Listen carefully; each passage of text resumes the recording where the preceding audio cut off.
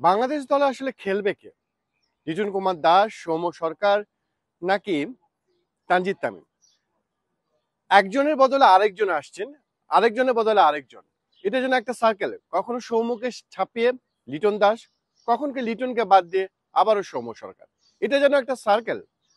আসলে কি বদলি ক্রিকেটার বাংলাদেশ দলে আছে? জানাতে চাই আমি তাহমিদ আমির, নিউ ইয়র্ক থেকে, বাংলা লিংকস প্রেজেন্টস বিশ্বকাপ খবরে।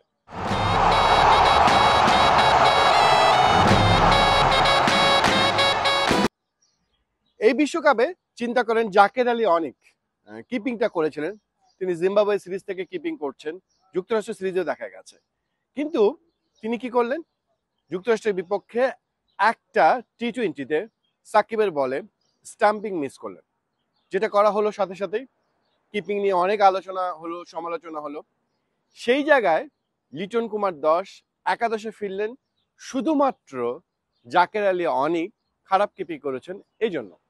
এমন নয় এর মাঝে তিনি অনেক ভালো ব্যাটিং করে ফেলেছেন বা অনেক কিছু করে ফেলেছেন, তেমনটা কিছু নয়।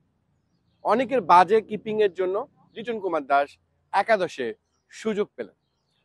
মজার বিষয় এখানে এই যে জাকির আলী অনেক সুযোগ পেয়ে ব্যাটিংটা করতে পারছিলেন না, কিন্তু সেই সময়টা তার তিনি আবার একাদশে ফিরলেন কখন?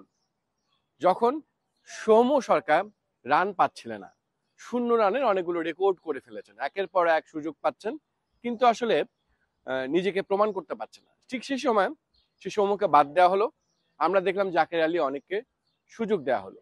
সেই জাকের আলী অনেক নিজেকে বিশ্বকাপ অভিষেকটা রাঙিয়ে তুলতে পারতেন দক্ষিণ আফ্রিকার বিপক্ষে দারুণ এক ম্যাচে, কিন্তু সেটা তিনি পারেননি। এই যে সৌম্য সরকার এখন দলের সঙ্গে আছেন, তাকে কি দলে ঢুকতে এমন কিছু করে ফেলতে হবে? অনেক কিছু নিশ্চিতভাবে নয়।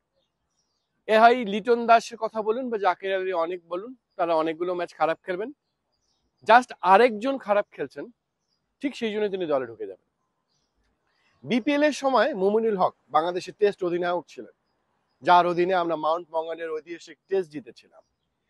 সেই মুমিনুল হক একটা কথা বলেছিলেন যে সুযোগ এখানে এমন একটা সিস্টেম, এমন একটা ক্রিকেট, এখানে আসলে সুযোগটা আসে।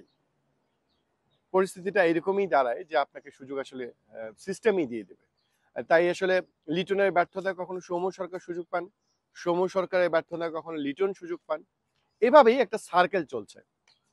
অর্থাৎ এমন কোনো ক্রিকেটার পিছনে আসলে এমন ভাবে নক করে না যে এমন একটা ক্রিকেটার তৈরি হয়ে আছেন যে আসলে দলে ঢুকতে চান, অনেক রান করেছেন অনেক সিজনে, পুরোপুরি প্রস্তুত ইন্টারন্যাশনাল সার্কিটের জন্য। আমাদের এরকম একটা ক্রিকেটার নেই। তাহলে একজনের বদলে আমরা আরেকজন নিচ্ছি। এখন সাকিব আল হাসানের পারফরমেন্স নিয়ে এসছে, সাকিবকে বাদ দেওয়া উচিত। সাকিবকে কয়েকটা আমরা আসলে দেখছি ধারাবাহিকভাবে তিনি রান পাচ্ছিলেন না, তার চোখের সমস্যা ছিল, সবকিছু মিলে একটু কঠিন সময় পার করছেন।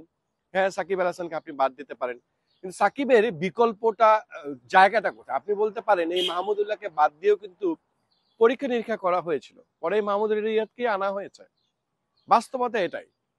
এখন কাকে নিয়ে আসবেন? সাকিব আল হাসানের পরিবর্তে এই একাদশে আপনি কাকে খেলাবেন? একটু ভালো করে চিন্তা করুন তো।